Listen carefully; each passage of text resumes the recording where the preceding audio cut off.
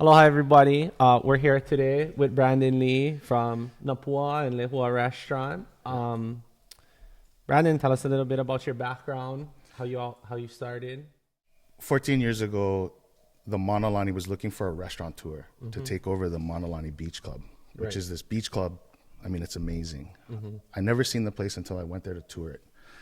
I was working as a bartender at Tommy Bahamas, and I had a restaurant in Waimea called Pakini Grill. And the guy that was running Mauna Lani at the time, his name was Scott Lee, and he was the manager of the whole mall that was just opened.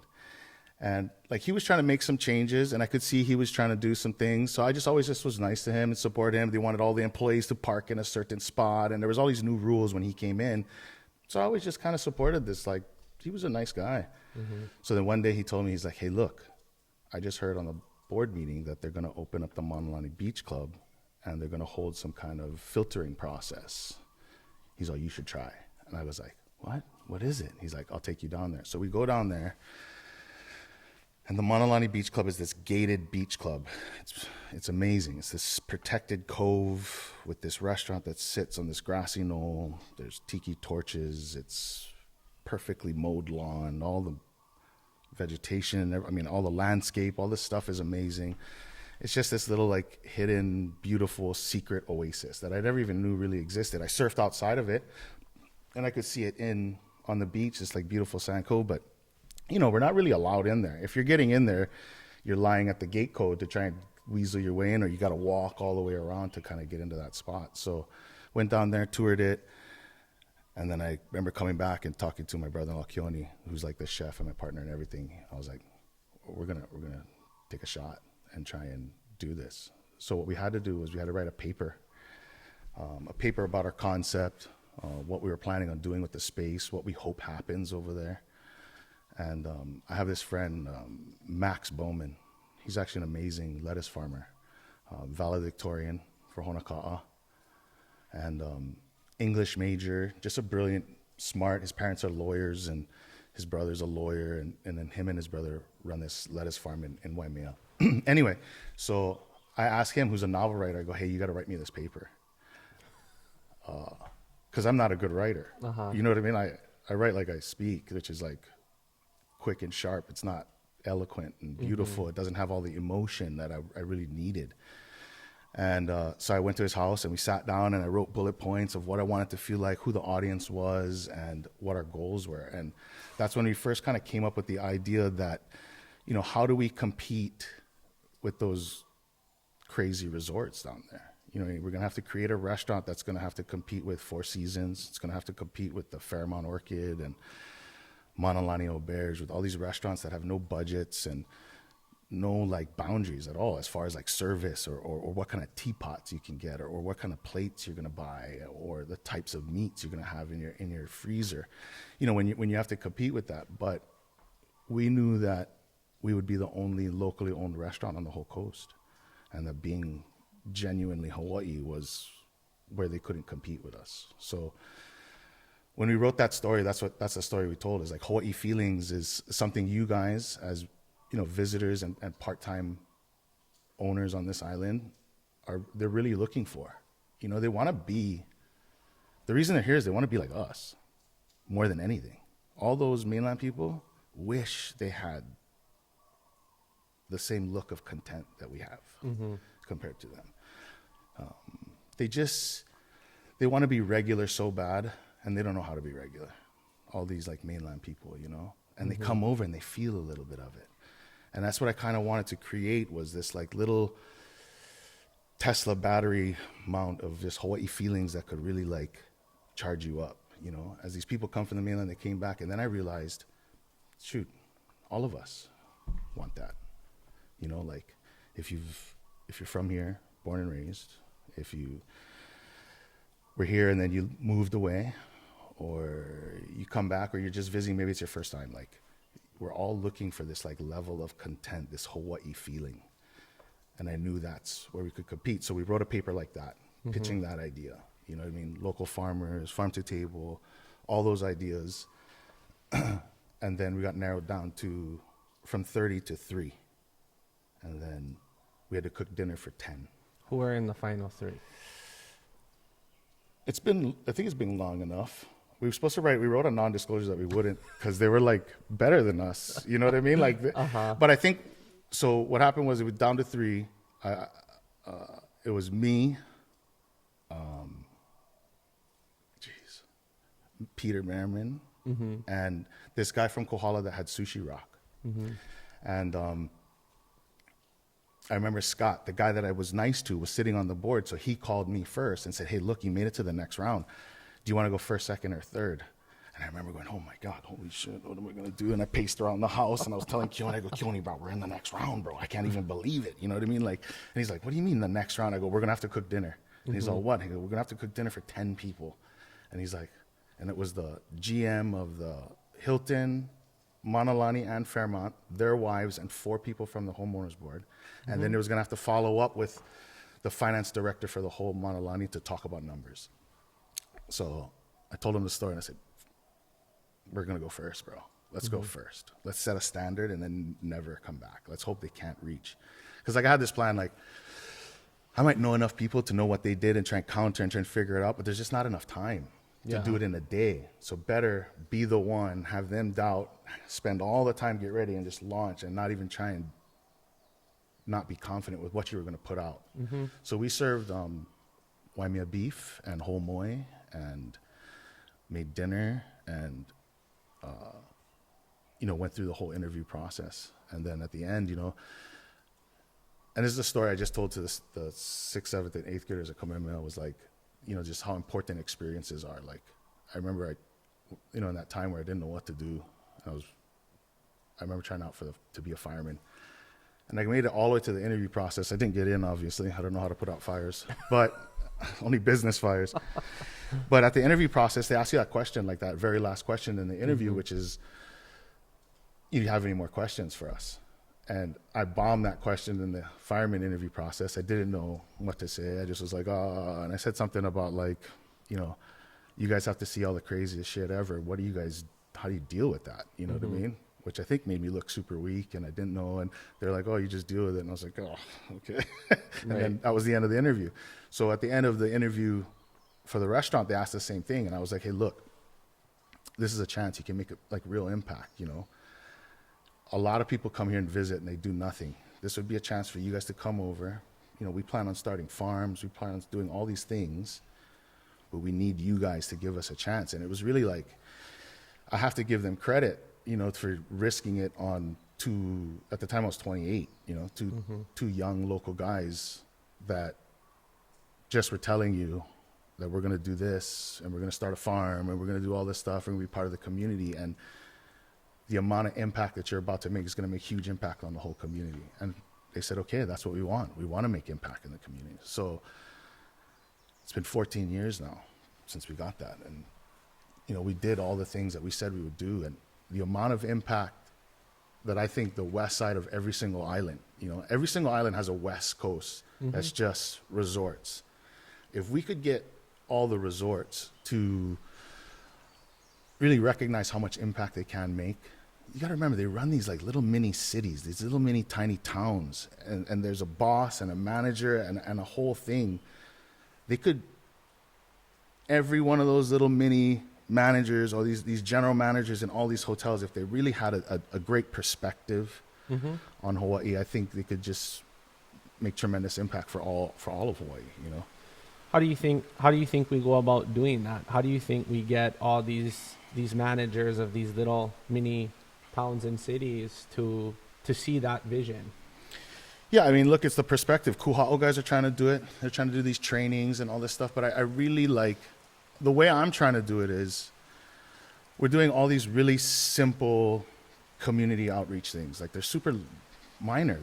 They're free. You know what I mean? They're very, very easy to do. We did this we made sausages to try and fix the leak in the Palace theaters. The Palace, Iolani Palace ceiling, the roof. So Paula Akana's on the news one morning, and she's like, oh, there's a leak in the Iolani Palace roof. And, we're trying to figure out funding, and something about the state owns the building, so there's not. And I was like, well, that's super simple. So I said, why don't we create like a fundraiser for the palace. Like, how come we can't help out Iolani Palace? Why is that just up to them? Why do we just sit back and just grumble about it? Right. So Hilo Style, we just sold 3 sausages and 1 T-shirt for $50, and I got Kamehameha Schools to match. So we raised like 10 grand to try and fix the palace ceiling. Like, was super simple. Right, we got on the news. Terrible timing. I had this crazy mustache at the time. And I was debating taking it off. I was like, no, we're just going to run it. We're going to run the mustache. Yeah. But it was just super simple, and it was really cool. We did this, like, we gave away a graduation party with Kaikena one year. That was like right after COVID, and these seniors were graduating, and I was hearing about, you know, people are forgetting that it's graduation. All these seniors are kind of like, they're left stranded because of COVID, and it was all these things. And so then we did this like graduation giveaway, you know, we did like, we gave away a couple of pigs, and Kaikena sang, and we had hula dancers and music, and then the whole community just came out of nowhere. Aunties and uncles were just giving up like baked goods. The lady that does the huli huli chicken set up her huli huli chicken thing over there, and we had this great party all down in Kalapana. And we just did like raffle on Instagram style. Nice. And this girl was Poliahu, was her name, Black and Phil. Awesome, awesome girl, volleyball player, Kamehameha student, just striving and achieving, you know. So it just so happened, went to the right person, and Kaikena, like, you know, really helped out with that too. And yeah. So how have you seen like the evolution of Napua from when you first started to where you are today? Yeah, I mean, look, when we started, we didn't know what we were doing. And we were feeding, like, this is Napua, and we were feeding, like, people that eat at the greatest restaurants in the world, right? These guys eat at the best places everywhere. Wherever they go, they're eating at the you know. So just feeding them like bentos. No. Look, Keone, man. Keone needs so much credit. Keone and I started at Bubba Gump Shrimp Company when we were, like, freshmen in college. We were friends from, like, 8th grade, but then I got a job as a server at Bubba Gump's, and then he came over to do culinary school, and he was their shrimper. And we used to do 1,000 covers in there. Every single person probably ate 10 shrimp, just to do easy math. So 1,000 times 10 is 10,000. Keone would peel and devein 10,000 shrimp like every day. Peel off the legs, pull out the devein, like all day. That was his job. And he's so, like, quiet and reserved. He's just like big Hawaiian guy, but he's just like the nicest person, and he doesn't talk, and he just works. So they left him there for like a year. They just, usually you're there for a little bit, and then you move on, and then, you know what I mean, you get to kind of work up, and I'd be on the front like, come on, you got to let him up. You got to let him try. Because he would be like, right, Keone, you got to tell him you want to move on. Because he'd be like, well, he's not saying anything. And I go, yeah, he's not going to. This is just a Hawaii way. Like, he wants you to, you're going to see how good he is, and you got to move him up. So then they did. And then he ends up just getting better and better and better for 30 years, just working on it. He plays music. He's just a disciplined type of guy when it comes to that. But, like, from then to now, from being a shrimp peeler to what he does now, it's, because cooking is like its own, he comes from all kinds of chefs, right? His auntie guys cook on Kauai, his uncle guys all make the best blood meat. You know what I mean? They, from local style cooking to fancy. Keone's probably he probably doesn't say it, but to me, he's probably the best out of his whole family now. He's probably the best, one of the best for sure on our island. Just the way he does things, and the way he leads, and his knife skills, and the way he's creative, and like, it's my best friend, and I start to get emotional when I talk about him, because he's just so awesome. But from that to Pakini Grill to Napua and now Lehua, and now starting to cook, like, really for Hawaii. Like, that's how Lehua really is, like this, like, very hilo restaurant, very Hawaii spot. You know, like I said, this is like this source of energy for Hawaii feelings. Like, and Keone the food just fits so perfect. You know, these like Filipino flavors, and all these different flavors. I have this like theory, like if you look in everybody's fridge, you look in a mainland guy's fridge, they're gonna have barbecue sauce, ketchup, mayonnaise, mustard. If you look in a Japanese fridge, you're gonna find ponzu sauce, wasabi. If you look in like a Thai Thai, you're gonna have that chili sauce. You're gonna have all this different stuff. Every single nationality has like different sauces and condiments and different things. But then Hawaii people, we have all of it. Like the side of our door is full of stuff. Every single sauce, every single shoyu, like oyster sauce. You know, it's got everything. And our kids, like they're chefing early. They're using that wall of sauces and flavors to make their saimin. You know, it starts off with just adding an egg, and then next, you know, they're getting a little bit sesame seed oil, or they're adding char siu, or, you know what I mean? They start to do it. Then they're frying the saimin. They're doing all different, you know. I mean, that's how I grew up. Just making saimin 1,000 different ways. And then, but those flavors, they don't even really exist all over the place. Like you go to the mainland. I remember going to like friend's house when we lived in the mainland, and we would have hot dogs with ketchup for dinner, and I just in a bread, not even with rice. You know what I mean? Like, or like a turkey sandwich for dinner, and I just was just not it. You know, I couldn't believe it. And their chili had corn in it, and it was sweet and terrible. Like, just nothing against like people from the mainland, but most of them can't cook. You know what I mean? They just don't have the palate. What about in Texas? Oh, that's a different deal, though. That's the barbecue. See, that's specific. Oh, that's specific. Now you got that's different. Yeah. But you know, yeah. I mean, I value food and the processes of food and the people it takes so much more to get everything done, especially like on an island.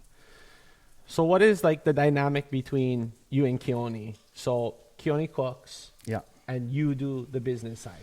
Yeah, and I'm just, yeah, exactly. Keone is the heart and soul, and he cooks and creates the menus, and I mean, he does all the really hard stuff, and I just, yeah, I do the business side. So how do you think you've both evolved? So like you said, when you got Napua, you didn't know anything, right? You're like, hey, we're just gonna try this. I don't really know what I'm doing. So from being awarded obviously the space and the location, how did you guys go from just two local bradas who are like, we don't know what we're doing, to being able to sustain and stay in business for 14 years, and then also open another location in Hilo at Imiloa Lehua? So how did you how did you evolve? How did both of you evolve, and how has the business evolved over time? I mean, it's all about the team and how we take care of the team and how we've been training. I mean, look, how it evolved is just, I think what was important and still is important is just we don't really believe we're good enough. So we're pushing ourselves like constantly. You know what I mean?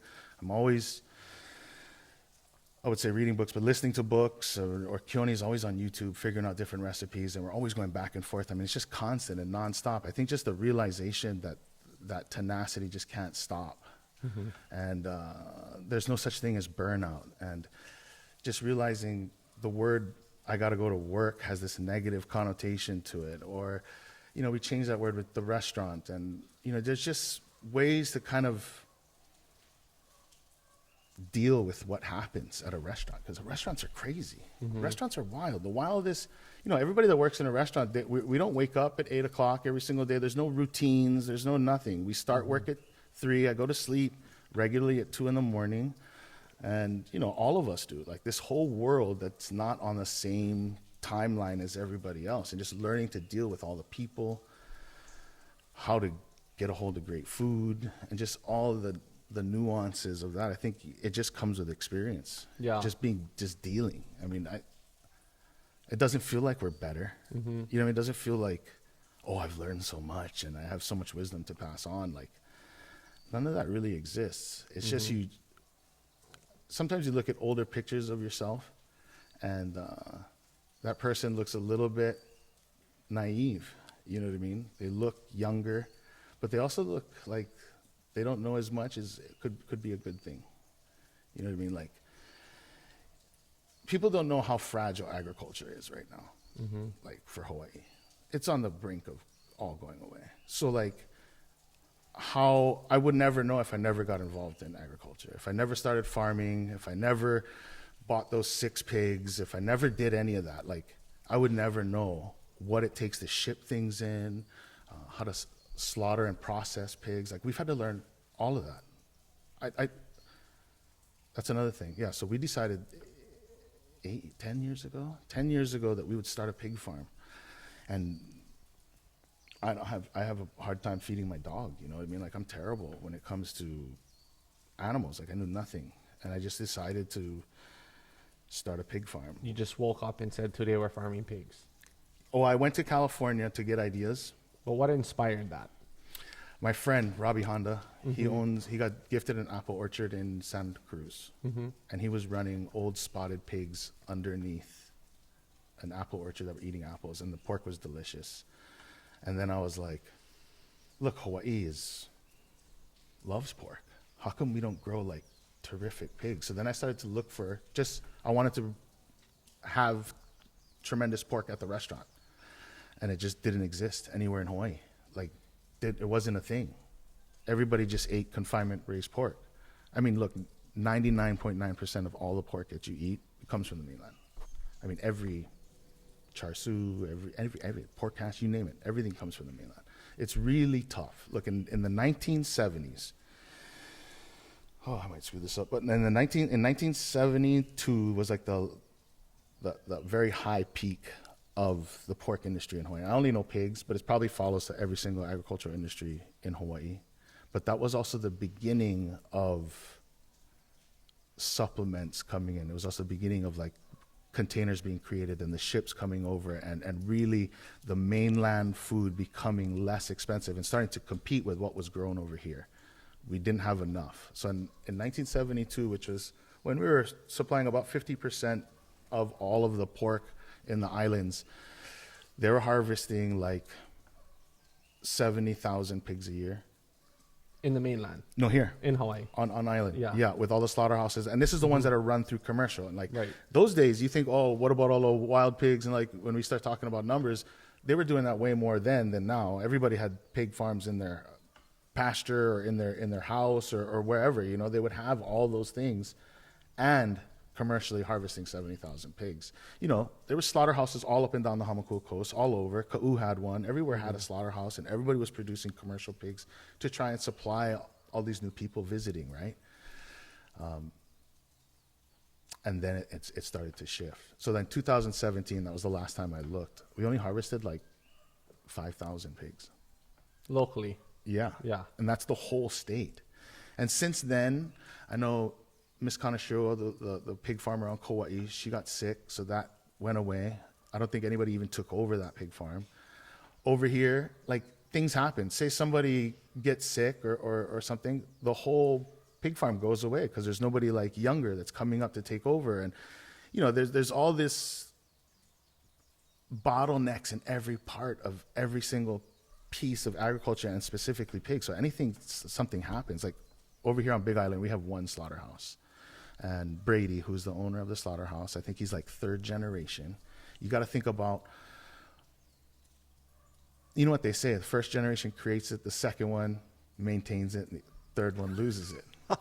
and look, and it's not his fault, right? Because in the beginning, the grandpa was probably iconic. The plantation times are going, right? He's the one that's like slaughtering everybody. So he's kind of like this kind of heroic type guy in the town. He's doing all this stuff for everybody. He's producing. He's got all the meat in his freezer. You know what I mean? He's just the guy in town. And then the son kind of keeps it going. But now more houses are moving in right around the slaughterhouse. They don't like him as much. They frown on him. And then who a slaughterhouse operator is and a butcher is goes down. Like your status in the town. Like you're no longer up there. You're the slaughterhouse guy. And there was a period when slaughterhouse guys had this connotation like they're just gross and they're just killing and you know what I mean, with all this like, you know, packaged mainland Safeway meat, you don't see the part of it, so you don't even connect food with that part, the slaughterhouse part. But look, he's getting older, and you know, him and the wife, they're so beautiful and so nice, but eventually they're not going to want to deal with that stress, and then what? We don't even have another option right now. And I don't even see that many pigs there when I deliver. And even for me, like this year was a growing year. I wasn't there as much, but I know like pig production on the island is even going down, even in the years that I've been doing it. So, you know, the early 70s in Hawaii was like this period of decline for agriculture. And that's when the ships started coming. I mean, Like it was a big promotion for Hawaii and Waikiki and all those things. And there was just this time of big business moving in and out, you know, and it was just it made Hawaii compete with price, and it was really tough. How do you see like the revitalization of that happening?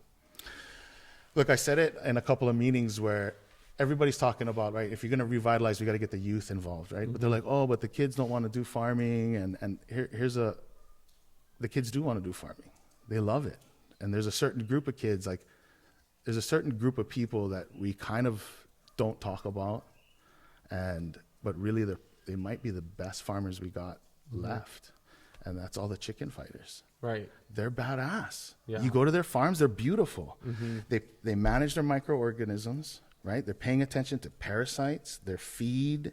Like they are really good farmers. And they're doing the best job right now on motivating the youth to be agriculture guys. Right. What other farming industry in Hawaii do kids wear chicken fight shirts, bloodline, they rock gold chains? You know what I mean? Like this is a whole lifestyle, agriculturally based lifestyle. Right. And we kind of like don't give them the credit. And I think those guys are probably the best farmers we got. They're the cleanest, they're organized, they make money, they profit. Like if you take away all the things, all the negative things to chicken fighting, because I got cousins, uncles, friends, everybody's involved in it, you know, but it's just, if you look at them as agriculture, they're the best out right now. I mean, they motivate the youth. That's a hard thing to do in agriculture. So how are you gonna get the shift from chickens to the agriculture? Right. How do you shift what we're farming?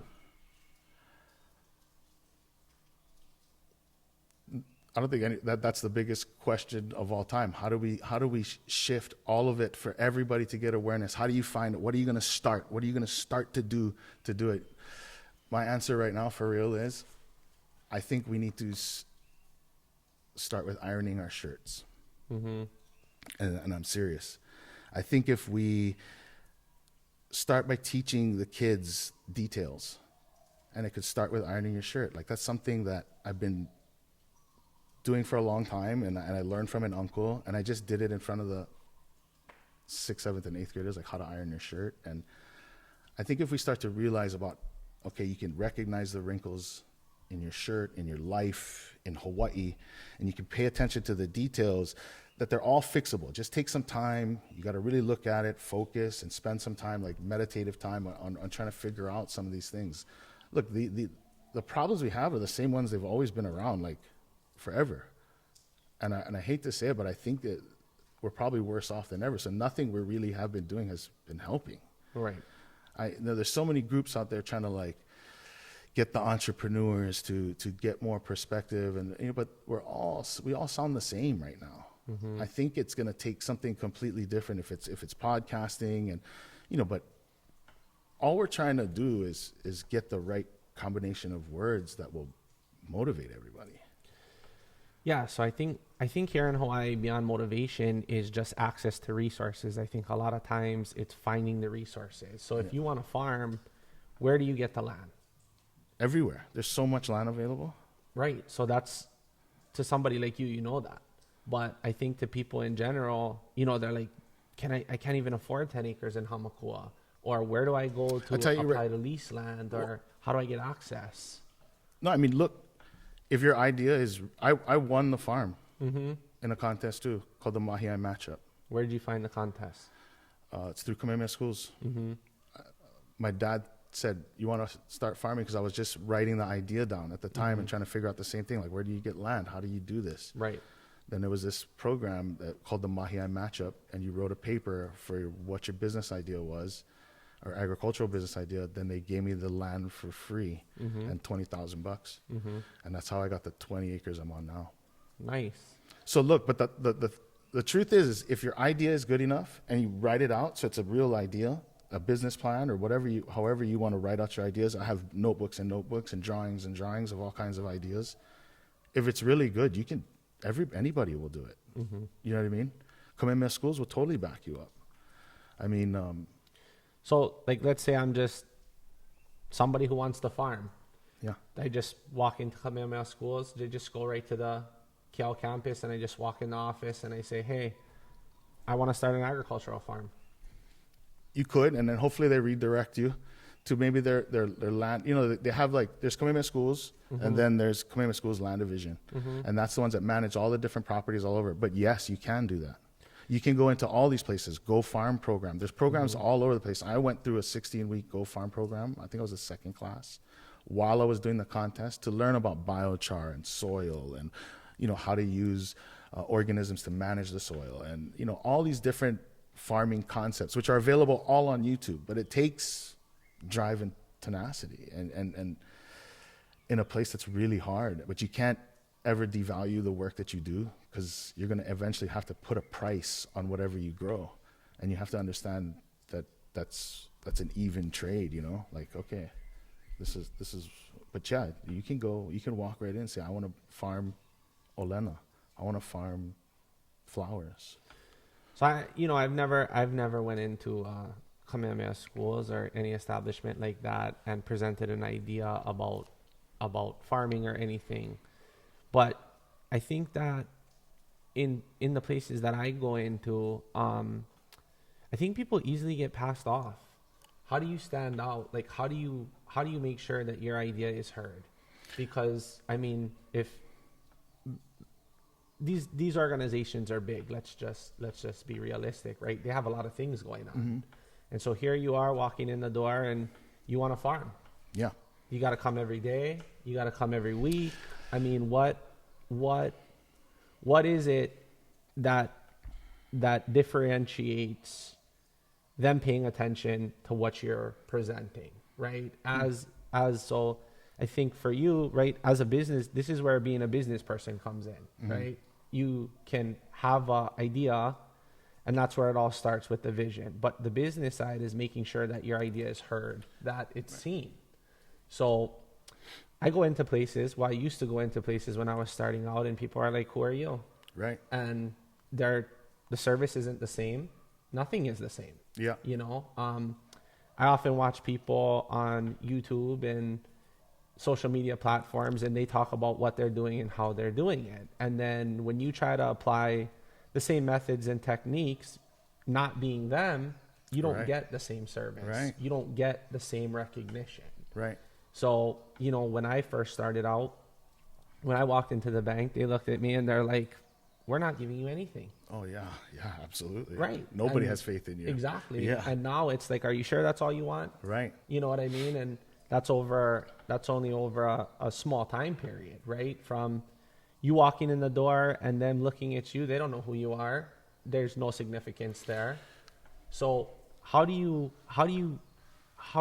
go from being that kid who wants a farm to having your idea heard? Look, again, it starts with just looking your best, ironing your shirt, and then just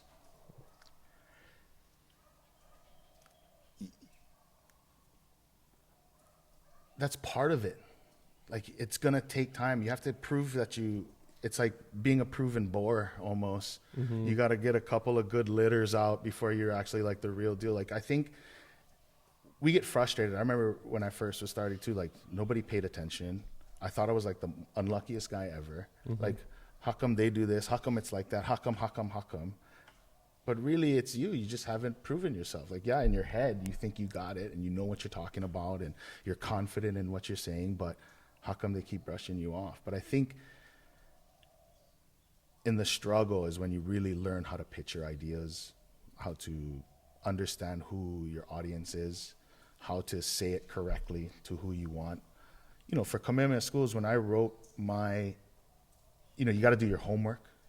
You know what I mean? You got to do your work. Because when I did the Kamehameha Schools paper, I pulled up their strategic plan of what their goals are, and then wrote a paper exactly what their goals are. So, oh, look, this guy's goals are the same As ours. What do you know? When I just went online, I was like, oh, you guys want to be more so-so, and just would add it right over. I mean, it's almost, but I think we're intimidated too much. You know, we look at Kamehameha Schools like they're Hogwarts almost. They're making wizards. They pick out only the best ones. You know what I mean? I never made it in there. Yeah. And they're like, you have the gift. and I'm going to treat you, and you're going to get an iPad right out of the gate. You know what I mean? Like, they treat you different, and then they think you're that, but in the end, we're all the same. Like, there's nobody. That's one thing I've like really realized. Every single one of us, billionaires, whatever, we're all the same. We all are trying to help. Even coming out of schools, that's why I said, like, if your idea is good enough, and they turn you down the right, and you thought it was what was going to fix or remedy whatever situation you think it can, and they didn't get it the first time, then you for sure need to rearrange it. That means it's your fault. If you think the idea was good enough, it's your fault. You didn't pitch it correctly. They obviously can't see it. And that's kind of how I feel all the time, like with pigs or, with the resorts not paying attention. Like, don't you know what's going on? Can you not see it? Don't you understand that there's a finite number to everything? Like, if Rosewoods or Kona Village offers the best middle school teacher the general manager job at the hotel, and she takes it, we lose the best middle school teacher for the community. You know what I mean? Everything has to connect. So, like, I just feel that's just the impact that everybody needs to understand in this kind of very fragile Hawaii right now. You know what I mean? So you talked a little bit earlier about kind of the people you meet at the Mauna Lani and Napua and the yacht club in Hilo, where you did a little experiment there for a few weeks, and then at Lehua. So what do you think the major difference is between the west side and the east side, just in terms of the networking aspect? What do you mean, like the networking aspect? Like, what do you see that the people who aren't from here have done? Like, kind of like what kind of successful strategies do you notice? Like, okay, if you're a local entrepreneur here, kind of what are you seeing, right? You have access to individuals who are really successful in both realms. You know, that a lot of people are never going to get to sit down and talk to a billionaire. Right. You know what I mean? So having that insight, how do you think those networks have helped you grown? Yeah, I think it just gives you the confidence to understand that, like I said, like, everybody's the same. Yeah, there's a billionaire, but it's just how much you're willing to deal with. You know what I mean? How much you're willing to risk all the time, how much work. You know, all these billionaire guys, they have tough family lives. You know, you see it. I see them at dinner, right? I deal with everybody during dinner, dinner with their families, dinner with their stuff. So it's all about finding that balance, I think. And I think that's one thing I've realized about having that perspective of all the different types of business people that I've run into. Is just like we're just people, man. We're here for 80 years. That's it. You know. So, like, what are you gonna do in your 80 years? I mean, like people talk about legacy and leaving a mark, but it's not. I feel like it's not gonna matter. So I think you just put in, like, you do the best you can with your kids and with business, and you just push yourself, and you got to have, like, all that self-motivation. But in the end, I mean, we're just trying to figure out how to be happy. You know what I mean? And I don't think the billionaires have the secret. I think that's what I've learned the most. But I do think, I mean, if you're a entrepreneur, those guys are savages, man. They really they come prepared. That's the difference. Everybody's prepared. Anytime they speak, they've done their homework. They sit in simple community neighborhood boards, and they have notes, and they're ready. They're not ever winging it. They're not ever, you know, all the details. It's just really, I guess that's the difference. Is just those guys push really hard. Like, I kind of put it like, you know, doctors in Hawaii. Not to shoot down doctors, just an example, but doctors in Hawaii, they surf and they enjoy their life, and, you know, they have family and all those things. But like a doctor, like in Cleveland or something, they're studying all day, every day, you know, and that's their whole life, is being a doctor. And I think in Hawaii, we have a way about our lifestyle that I think everybody wants to get. And I think that's why billionaires are even here. I mean, look at, these guys are creating all their own compounds on every single island. You know what I mean? And controlling all the things. That's what we should do, is like talk to those guys to help out. Those guys are the most impactful people on the whole planet. Where's your favorite restaurant? What is the best restaurant experience you've ever had? I'm curious. The best restaurant experience. I mean, to be honest, probably at my own house. Oh yeah, no, one that you pay for. One that I pay Wait, for. what it was at your house? It's just my own cooking. Oh, why, you can cook? I mean, kind of. Oh, okay. Yeah. Okay, you okay. know, just kind of. Okay, like Not, what about dinner? Like going out to dinner, any place. You know, to be honest, like since the kids and stuff, like I don't really go out for dinner that much. I mostly go out for lunch. I Special occasions. sometimes, I mean, we usually go to Cafe Pesto or somewhere close. I love it. Yeah, Casey's great. Yeah, we went Moon up and to, Turtle? yeah. Oh, we haven't been to Moon and Turtle is good too. We haven't been there in a long time, but we usually do Ernie. Yes. Yeah, so Ernie will come. Gray. He'll love come him. do sushi night here. So Oh, no way. Order everything from Japan. Oh, I love Of course, him. import, and then that's usually our like dinner experience. That's a high level dinner, having Ernie come over. Yeah. Oh, that's So- amazing. I've had him come over, but like he Yeah. does like caviars and unis, and he gets Yeah, wild. yeah, Man. He's yeah. great. Yeah. So you don't really eat out. Not dinner that much. No, I usually eat out once a day, one meal, and it's usually lunch. And I usually But just to eat. kind of I go to like the Booch Bar.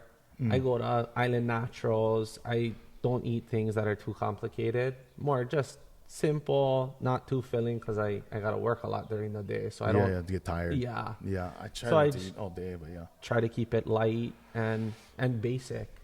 But we did go to Lehua. Kuha'o had a film preview there. Oh, So, yeah. So we went up there, and What about in Oahu? No, you don't eat out in Oahu. I hardly leave. Wow, No. for me, like food is such a big deal Yeah, that I eat everywhere. yeah, And like Keone, when you eat Mhm. with Keone, he orders the whole menu. yeah. Like he wants to try everything. Right. Right. So like, it's fun to like hear like people that just aren't that into like dining out like that, and like because for me it's I feel like I only have so many left. Like Yeah. meals left. Yeah. That when somebody ruins it, I'm like, ugh. Yeah, I mean, I don't really get angry, but I'm just saying, like, it's just like, I really enjoy the time Yeah. dining out. That's a thing for me. yeah. I think for me, the older I get, the more I try to simplify things. Mm. Like the less steps, the less chaos, I guess. Yeah. So with everything being so busy, so much going on, and now it's like more, I don't know, I just try to keep it simple, more refined. Like, I envision retiring in like a tiny home that takes like Yeah. half an hour to clean, Right. and eating a meal that takes like 10 minutes to cook, like some fresh hamakua lettuce, maybe some kamuela tomatoes. Yes. You know what I mean? Absolutely. In a bowl, a little bit of vinaigrette, and we're moving on. Right. So And for that- me, And look, for me, I grow the pig from the beginning. right. Yeah. Like I feed it all the way and then I eat it like all the way through. Yeah. Smoke everything to try and get it to a certain point to serve it to somebody. Yeah. Yeah, so it's just like, yeah. Have you ever heard of like Michelin restaurants? Do you know what that is? Yeah. 5-star kind of. 1, 2, 3. Yeah. Like those ones are like, so like 1-star Michelin, it's like a tire thing. Mhm. 1-star Michelin's, it's like if you're in the town, you should go eat there. Right. If you're there. Mhm. If you're 2-star, you're willing to drive 100 miles or whatever it is to go eat at this restaurant. And if Mhm. it's 3-star, the only reason you're going there is to eat at that restaurant. Right. Like to the town. Yeah, mean- sometimes it's not even in a town. It's like A way up in country. the boonies, Right, right? right. Way up in the boonies, Mhm. and it's so far away, and it's just like, and I've tried a couple, and we had one. His name is Thomas Keller. Uh-huh. He came and ate at the restaurant. That was probably the most stressful night of my whole life. Because this one guy came in here. Uh-huh. He is arguably like the best chef ever. Mhm. And he owns the 2 best restaurants in the country, if not the world, French Laundry and Per Se. And he was here. it was like right after Gavin Newsom was caught eating at his restaurant in Napa Valley during COVID, like had all the news, and then they showed up at the restaurant like he did right after that. I think they were just like getting out of town. And he was, we fed him our pork, and like we made this whole big platter, and I fed him nabeta, which is like the best fish I could think of to feed him. Yeah. We did all the different, hey, what's up? Yeah, we fed him all the best stuff, and then like he went in the back and like talked to the boys, and like the boys didn't really even know who he was. Right. They like, he asked, "You guys want to take a picture?" And they're like, "No, we're busy." And I just was like, "Oh, that was our chance." But that guy, like, we messed up. He wanted the sauce on the side, and to this point, I want to tattoo that on my arm, sauce on the side, because we were supposed to. This was the debacle. He asked for sauce on the side on our pork from our farm because he wanted to taste it. Just in the rush of things, the young man put the sauce on the pork, and I was like, oh. All the food's going out, and now this dish has to go out. We don't know what to do. Do we just rinse it off, the sauce, and re-put it on the fire and overcook it? Do we tell him we got to start over, which is going to take 15 minutes, and you're going to eat by yourself now? Like, the sequence of service is such a big deal. Right. Like, everybody's supposed to eat at the same time. There's this, you know, in a Michelin 3-star, there's no mistakes like this. Right. Like, they put a paperclip in the bathroom, then they come back like in an hour, and if the paperclip is still there, you're not going to get any stars. You're not like, they do little things around it, like Right. to test how on you guys are. You know, the Right. kitchens are crazy. But yeah, so we put the sauce on there, and then we ended up deciding, okay, no, we're going to cook him a new one, and we just told him, hey, look, it's going to take a second, which was probably not the best move. We just messed up that night. Yeah. One of the most important people ever. And yeah, I just learned so much from that one dining experience from one guy. And it really, the lesson was like, it just doesn't matter. Yeah. Like, it didn't change anything just because we messed up his sauce. I remember freaking out for like a week and nothing happened. Right. And same thing like with COVID. Like, going through COVID in a restaurant was like dealing with all the craziest problems of all time, all in once. Like, there's no problem that's going to shut you down Yeah. for 2-3 months. Well, don't they say the restaurant business is like one of the most failed businesses you can get into? Yeah. Yeah, I still agree with that. Yeah. Yeah. How have you navigated that? No, I don't. Nobody knows. Nobody knows. I don't think anybody knows. I really don't. You can have all the things and it still can fail, you know? Right, right. It's the people. It's your staff. It's your team. That's it. Yeah. You got to give all the credit to them. You know, I have so many great people that I work with. Yeah. And look, all of them, it's family, cousins, and friends. Like, you know, we all try to like say, oh, you're not supposed to do you do business with your family? Yeah. Yeah, exactly. All of us do, Yeah. especially on an island. They always say, oh, never do business with family. I go, God, what's wrong with your family? Yeah. How come you don't do business with your family? Meanwhile, like some of the biggest companies ever, Rockefellers, these are just last names of families. Yeah. Mafia people, they're always family, right? To keep it in a family. Yeah. I think it's because everybody, you know, when the money is the focus is where the business goes bad, whether it's with family, friends, Right. or complete strangers. You know, when the only goal is a monetary goal, you're not trying to build something real, or you're not going for longevity. And the only focus is how much I'm making and how much you're making. Right. Right. Right. And then that's where all the problems, I think, in business are mostly with anybody, family, not family. The only difference is that I think when it's family, it's a little bit harder when things go south, right? Right. Because you have those deep relationships, connections, and people don't want to jeopardize that. Right. When you go into business with someone you don't really know, or a partnership or anything like that, and you're only coming together for a business purpose, if things don't work out, it's never good, but it's not like, no, I'm never going to talk to my cousin again. Right, right, or right, I right. cannot go to auntie's house anymore. Right. So, And I feel like there's a pressure. Like, you look at all your cousins and your family, like when I look at the restaurant when it's running, you know, and they're all working so hard and they're doing it. There's this pressure, like, man, you have to perform for all of them. Like, you need to Right. make good decisions all the time. You need to take the time to do it, because you get the whole family, your friends. So it just feels like, especially like my brother-in-law, Keone, I probably work because he works so hard. Because he works so hard, I got to work so hard. And because I work hard, I think my cousin Joey has to work really hard. You know what I mean? Yeah. Because he sees us all trying really hard. And my cousin Jeremy is seeing his brother working hard. Like, you know, so once everybody kind of realizes that we're just working for each other, you know, all I want is everybody to be millionaires, everybody to have a house, everybody. And not just like my family, everybody. Shit, everybody. Yeah. We want everybody to be successful. And I think like sometimes we compete too much with each other. And especially like here in Hawaii and like even in the restaurateur world, we're not competing with each other. We're competing against Macaroni Grill. You know what I mean? We're competing against Pizza Hut, Taco Bell. We're competing against all these big time companies that are over here just kicking back, taking up one of the hoods. We only get so many hoods on the island and they got them. And really that's who we should be trying to, you know, compete with. Each other. We should be helping each other. I'll help everybody for free. Yeah.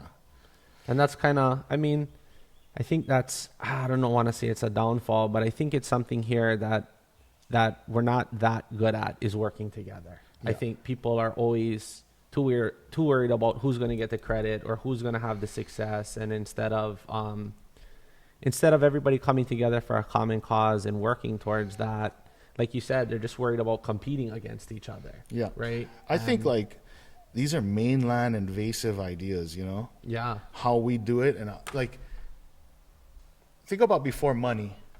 You would like farm, hang out, cook 2-3 days, that food would be good. Then you farming all these days and just, that's all you're doing is farming, cooking, eating, cruising, farming, cooking, eating. There's no like hustle for, I mean, this is all that's all the work is. Yeah.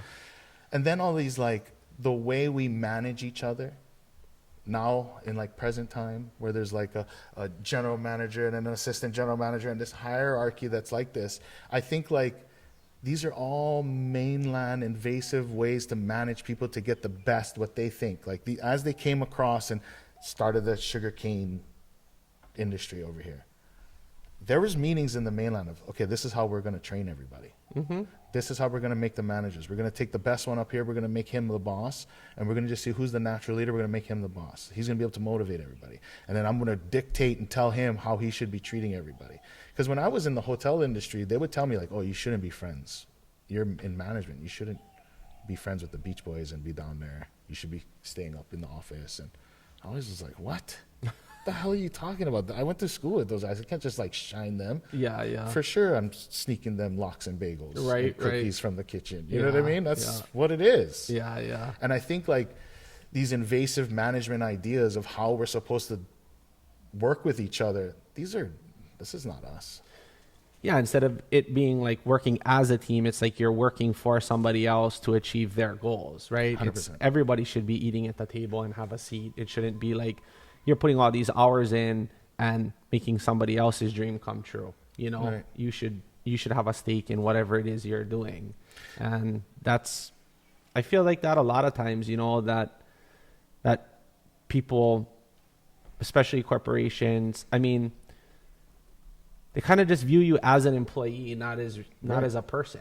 Right. You know what I mean? How much money can that one person generate? Exactly. And that's why they would do things like I remember working at Bubba Gumps and they would do these contests between the servers. Like whoever sells the most gets an extra whatever, gets dinner for free tonight, right? They would do all these competition. Whoever sells the most, you're going to get a little bonus. But what they're doing, that idea is making each other compete with each other. I'm going to do better than you. You're going to do it to a point where, you know, I used to sell cars at Mercedes-Benz in LA. I worked there for a couple of years. I did car sales and, you know, I never really even drove a Mercedes before I worked there, which was crazy. But it's all commission based. You get no hourly and it's all based on sales and there's all those bonuses. They pin each other. So it's a point where they'll steal half deal from you and it's that competitive that you need to close now. I don't need anybody's help. And you're kind of like got these walls up. You're not asking to try and, it's not collaborative, like you said, you know, it's really competitive. And that's when I realized like, oh, that's a management style. Yeah. Somebody read a book and they told him, this is the best way to manage people. Yeah. And that's what we've been running with. And all of Hawaii is done that way right now, you know? So how do you manage your businesses? Flat. Flat. Nobody's nothing. Right. We all work side by side. Right. I'm scrubbing the dish pit just like everybody else. Right. Everybody's, and I always am like, like my thing is like, if Roy Yamaguchi shows up to his restaurant, everybody bows down, and he's the man. Like, this guy's created so many things, great partnerships, and everybody's kind of like that. And then for us, like, when we cruise in, we're owners of the restaurant too. We get down and dirty. We're washing dishes. Dish guy doesn't show up. Guess what? I'll jump in there. I enjoy actually washing the dishes. You know what I mean? So there's it's flat. I don't know why anybody has to treat anybody below or above them. And even when there's like these hakaka within, you're like, just go to work. Yeah. Just show up and do your best. And like, there's no reason to edge out the person next to you, or, you know what I mean? Yeah. Like, we're all doing it together. So there's no, like, I don't do business cards. I wasn't even giving titles to anybody, like none. And then like, I thought maybe it's a milestone for some people and I should implement that. But in my head, nobody needs any of that. We all just contribute to one common cause. And we all know what we're good at. You know Right. what I mean? I know you're good at this. You're a more personal person. You're a numbers person. You're this. And you're going to naturally fall into, I mean, that's what I hired, that's why you're here. But you're also, I can work the floor tonight. There's nobody. Okay, go work the floor. Everybody's trained correctly and everybody has the same goals. But yeah, I think it's very flat. I don't like to tell anybody what to do. You know what I mean? Yeah. Even though I tell them to iron their shirt. But I don't like it. Yeah. Look, how uncomfortable is it when you have to have these weird meetings with your employees about stuff? It always starts like that. Like, when I sit down, say, I've had really good friends steal hours and I have to fire them. I've fired both my brothers. Yeah. You know what I mean? Like, right. it's just what's good for the restaurant. Right. It's real simple. You're hurting the restaurant and everybody in it because you made that move. You're bad for the island. You got to go. Yeah. You know what I mean? So it starts off like that. Like, look, do you know how uncomfortable this is right now for me? Like, I have to talk to you about this, or I have to fire you now because you stole this. And I want to still be friends with everybody, but it never is. You know what I mean? Right. It always gets weird. And for me, it's not personal at all. Right. So that's what I mean. Right. Back to the money. How you're like, everybody says, don't do business with family, or don't do business with these people. Right. It all comes back to the money. Right. Like, what do the hours they stole represent? Right. Money. Right. Right. Yeah. And so that's what I mean. It's like this situation where it all comes back to the dollar amount. I need these 10 more hours because I need this much more money. Right. Right. So that's where, when people are always saying, don't do business with family, don't do business with friends, somebody needs something, or maybe they even view, I mean, a lot of times people view you as the person who has more than them. Right. And so you don't need it. Right. So if they take it, it's okay. Right. Because you have more and you can afford to lose it. Right. But if you asked, I would totally give. Exactly. Right. I wouldn't not. Right. But now that you took it, that's weird. Right. Yeah. Don't be weird. Yeah. Just stay normal. Just stay normal. What even is normal? Holy shit. I don't know. Me either. I don't know either. What do you think we can do to like better our community here? Sometimes you say you don't get out much. When's the last time you went to the mainland? What's the last city you went to in the mainland? When is the last time I went to the mainland? And what city did you go to? Last time I went to the mainland was probably about 2007, 2008. Wow, no way. Yeah. And I went to the East Coast. I went to Oh wow. Yeah. I went to Norwalk. I went to Okay, perfect. Yeah. How beautiful are those cities, and clean? Norwalk, I don't know how clean it was when you was there, but like there's flowers in their planters, and the street is really pretty. And look, there's places like I've been, we just went to Washington and like some of these really cute towns that did it. And one time I went to Victoria Island, which is like outside of Canada and above, and just the streets. And Utah, the streets were super clean, and they have great dental, and they got great medical, and they got so many things that we don't have over here. And I don't know why we don't have all these like kind of benefits of what it is to live in the mainland. I mean, these are reasons why we end up moving. You know what I mean? It's not always just money, but if you're sick or your kids are sick, you can't stay here.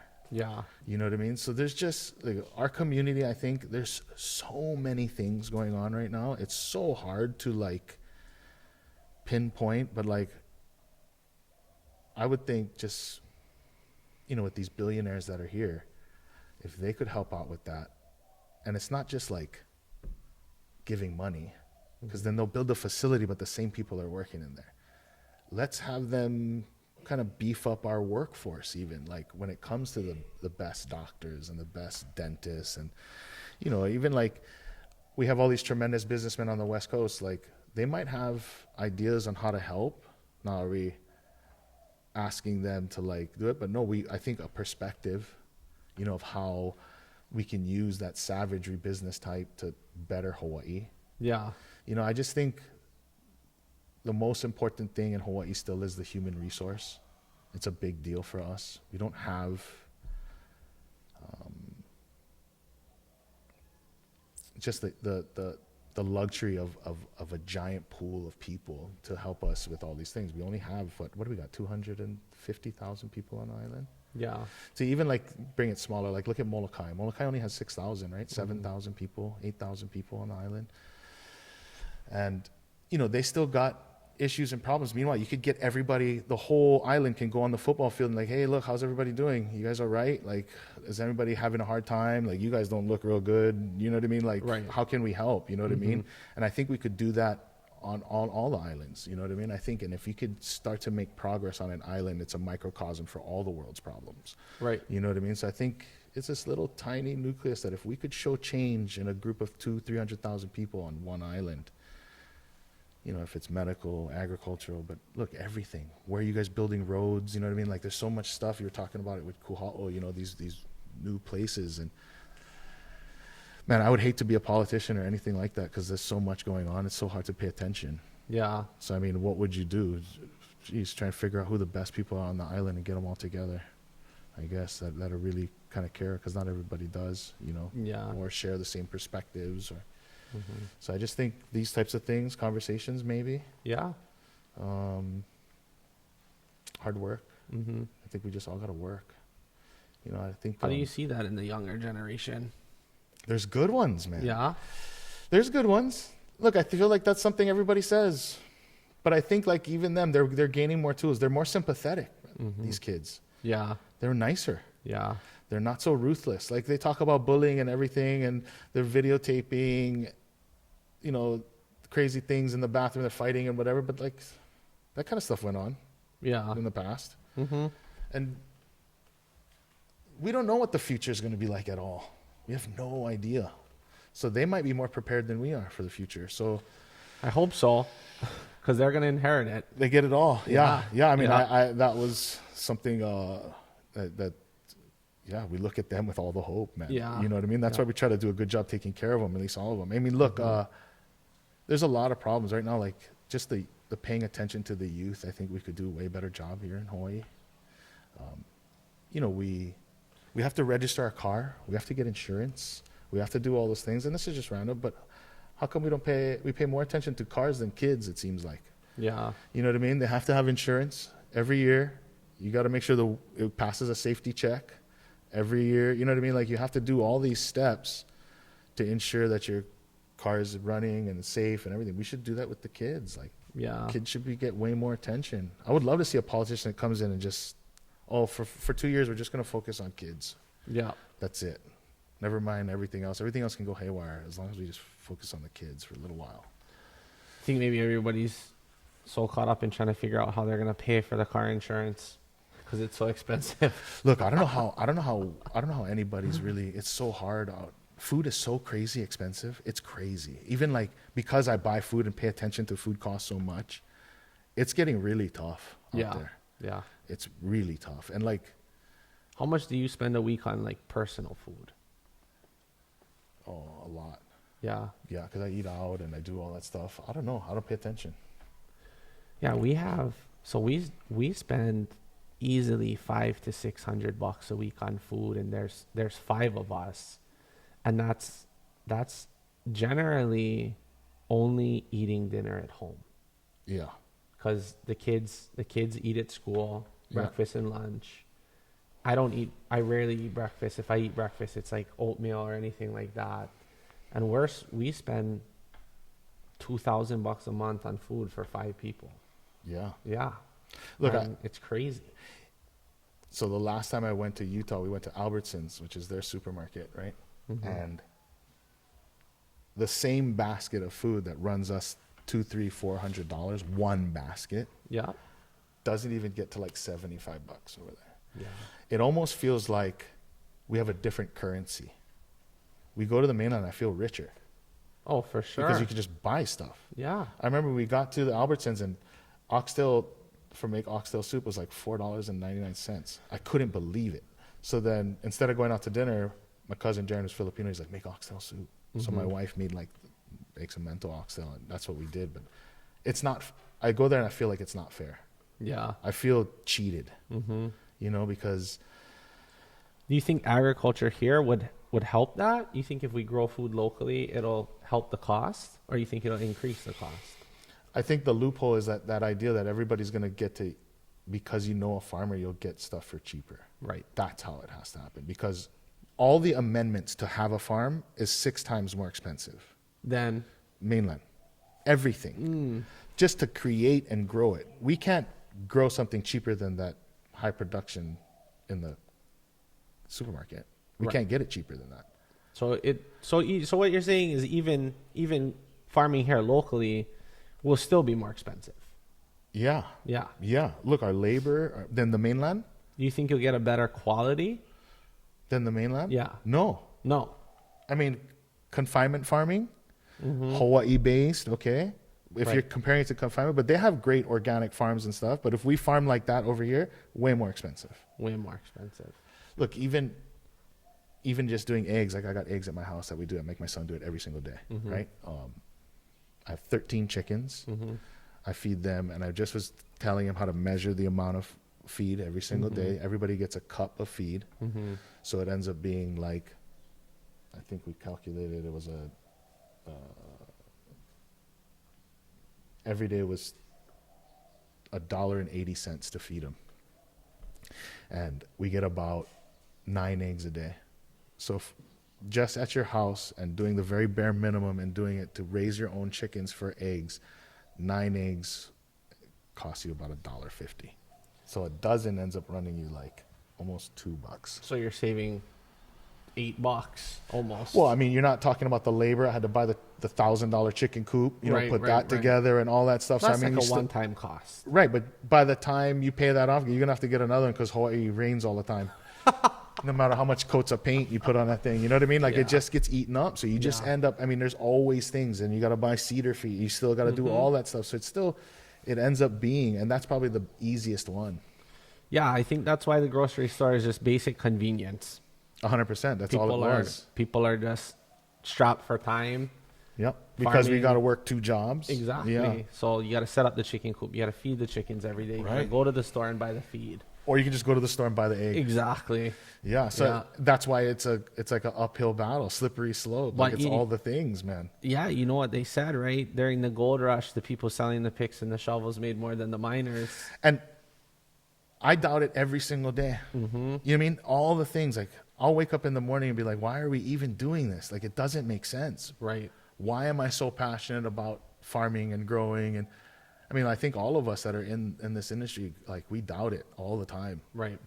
because we're against bigger players like confinement giant farms. Right. I mean, now they're making synthetic meats and you know, there's a whole world of things that are coming and we're still just farming pigs the same way from before and pasture and rotating and Yep. you know what I mean? So like, for sure, convenience, but convenience is what killed all cultures, all things. You know what I mean? I mean, Yeah. that's What's your biggest takeaway? Like, what do you think's the biggest lesson you've learned so far in business? Like since you started out, What's been the biggest teacher for you? The biggest takeaway? I think just being nice.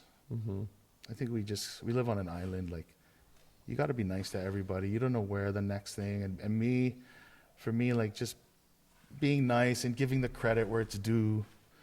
You know what I mean? Like, I really think I don't do that much. I need everybody to do it, you know? And all the farmers, all the people out there, all the people that work with me and Keone, you know, I think the biggest takeaway is it just takes everybody. And I think we should all just realize that if we all plan on living and staying here on the island, like, there's only so much of us. We should really work together. I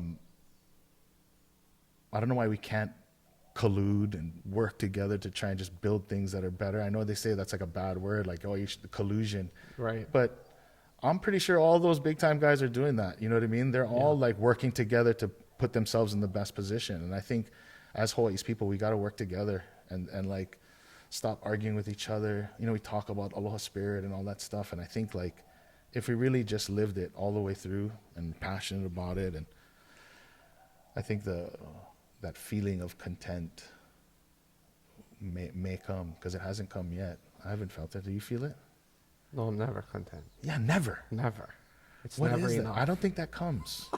I don't think that comes. Like, you know what I mean? There's no, like, even if you get there, then what? Yeah. What the hell It's is always next? the next level, the next endeavor. But at the same time, I see the highest levels. I see them. They're not different than us. Yes, they have no boundaries. Yeah. But how boring if you have nothing to reach for. Right. There's nothing. Like, some of these guys they got everything. Right. So now what? I got 20 more years. I have nothing to reach for. I mean, how many massages are you going to get? Like, how many hot tubs? How many houses? I mean, what?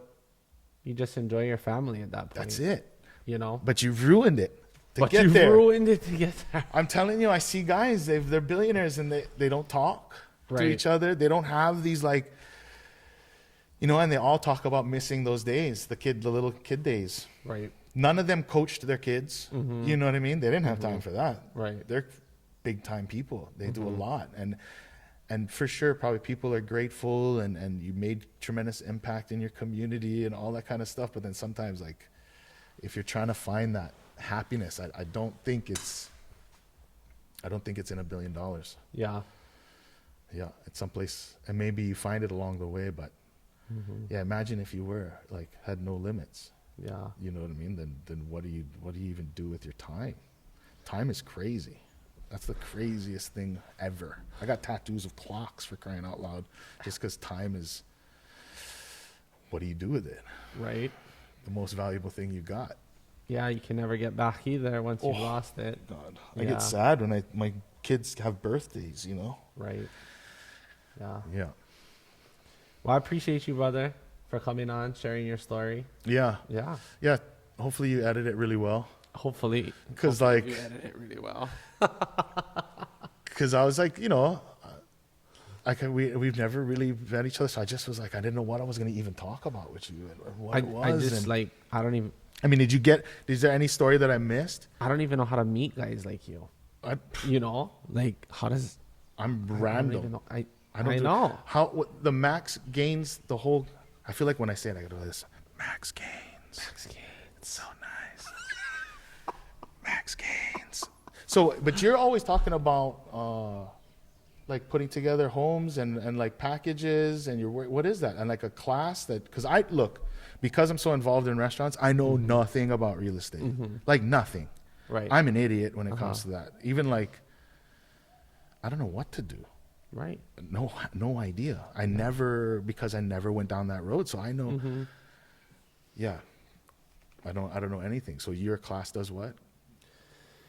It's basically like if you started an entrepreneur program for restaurants, like how to open a restaurant, how to write your proposal. It's basically as if, like, I came to you and I said, hey, Brandon, I want you to show me what you did from day one to where you are now. So how you made friends with a guy at Mauna Lani, how you came up with your letter that you explained to us, right? I looked at the bullet points. I wasn't good at it. I went to a friend. all the resources you have, right? Like where you got your pigs from, who you buy your produce from. It's basically the entire blueprint.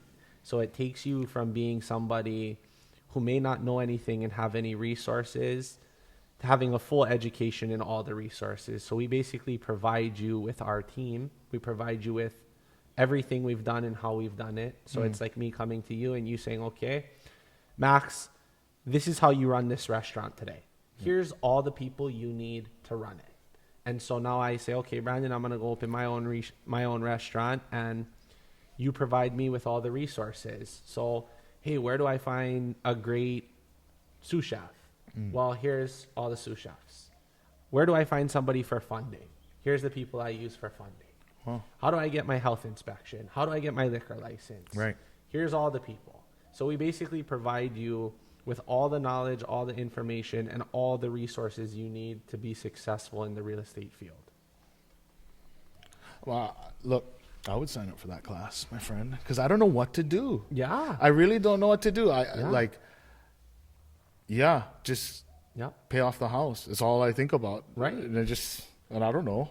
I don't even know what it's worth, honestly, right now. Yeah. I don't know if it's gained in assets or if I'm maxing out my gains. You're thinking about paying off the house. What I would be thinking about would be how much equity was on the house, borrowing against it, and investing the equity. Look, I've heard these things. Yeah. I've heard these terminologies. Yeah. But like I said, I'm just confused. So I mean, look, I would totally.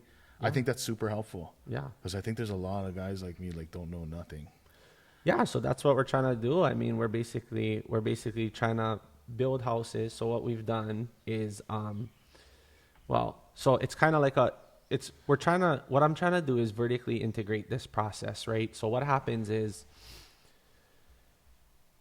the banks here won't give you like a construction loan, right? So if you go in and you say, hey, I'm going to build 20 houses for local families, they'll say, well, we don't support that business model, sorry. And they won't give you funding.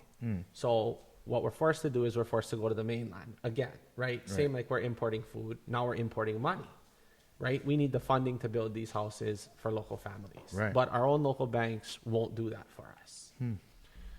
So all the interest we're paying is going back to the mainland, Right. right? So just how we buy produce from the mainland, where does it all go? It all goes right back there, right? Right. So what I'm trying to do is raise money here in the community so I can pay the interest back to you. And then I can build a house and sell it to a local family over here. And so the whole process has been kept right here in our community. The resource, the money, all of it, right? Instead, what's happening is we're building the houses, we're selling them to the local families, which is great. But all the interest we're paying on the money borrowed is going out of state. It's going to someone else's community, someone else's kid, someone else's infrastructure. Right. So you ask the question, right? Like, okay, in the mainland, they have all these clean streets and they have these nice gardens and they have all these things. Right. Well, why won't a bank in our own community fund our own development? Right. Right? Right. So now if you multiply the model, let's just use a $300,000 basis. Say it costs $300,000 to build a house, we pay 12% interest. That's $36,000, right? On one house, that's not bad. Now, let's say there's 2,000 houses being built a year. 36,000 Right. times 2,000. 2,000, right? Now you're into the millions. Now, where's all the millions going? Right. Back. Right. So you want to know why we don't have clean streets, why we don't have all these upper class amenities. Right. Because we don't even support our own growth, just like the food industry. That makes sense. Yeah. But it seems like all the industries. Right. We're in it. Exactly. We're importing money and then we're exporting money. Oh. We're importing commodity and we're exporting money. 100%. So with that, that's what we're trying to create. And we're trying to create education so that people are educated. If you don't know, you can't do. Yeah. Right. And so a lot of my growth has come from networking and the right resource, right? So that's what I'm saying. Like, you're like, hey, I just wrote a grant for Kamehameha schools. Well, how do they actually pay attention to your grant? How do they pay attention to your proposal? When I walked into the bank, they're like, who the fuck are you? You know what I mean? Like, and at that time, I still had a portfolio that was worth over $3 million. It's not like I was going in there broke. Right. But They're like, you're 30 years old. You've never done business here on that level. Like, I have accounts and deposits, but I mean, even having a substantial portfolio and 10 years of experience, they're still like, who are you? Right. Right? Yeah. And so until, like you said, right, until you've proven your method, Right. they're, they don't care. Yeah, they don't even listen. Right. You have to get to a point where you're undeniable, basically. Like, you're going to be heard. And so that's what I've created. And what I'm trying to do is I'm trying to educate people so that they can do that as well. Right. I've built a long-term portfolio, and that's how you build wealth, is in appreciation, Yeah. And so it's really, anybody can do it. You know what I mean? You can raise the money from the bank. Well, not the bank here, which is the problem, but basically, like, you have a business, you have credit. You could go into the bank and you could say, hey, bank, I want $300,000 to build this house. The bank would give you the money, you build the house, and then you put a tenant in the house. As soon as you finish the house, your $300,000 house now is maybe worth $500,000 or $600,000. So you've made $200,000 to $300,000 in equity. Oh, yeah. Right? You refinance, you pay the bank the money back, and the tenant pays the mortgage. What'd you just get? A free house. Right? It makes a lot of sense, actually. Right. So now you've gotten a free house. Now your renter, whose rent is cheaper than mortgage because rates are at 7%, is getting a cheaper living situation in a brand new home. So you're providing a brand new living situation for a local family. They're also paying the rent, but you've already gained $200,000 to $300,000 in equity. Now, over the next 10 years, that $500,000 to $600,000 house will probably be worth over $1 million. Yeah. And you have paid down your mortgage, right? So appreciation is where you build real generational wealth. So you could keep repeating this process and get 10 houses for free, right? Yeah. Yeah. I mean, yeah. Look, I feel like I should be doing this. I don't do any of this. Right. I just go to work at the restaurant. Right. And you have a real tangible asset. You insure the house. If it burns down, you get paid. You know what I mean? Yeah. There's no gimmick. And so you also get the tax benefit, which is what a lot of people don't realize as well.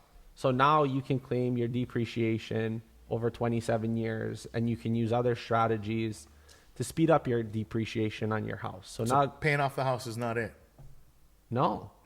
When you pay off the house, well, so everybody's like, oh, I should pay off my rental property so they cash flow more, and I should pay them off quicker. But what they don't realize is now you're going to pay more tax because it's all profit. 100%, yeah. So if it's your primary residence, I mean, I own my primary residence outright, and I was like, shit, this is the cheapest money I can get, is a HELOC.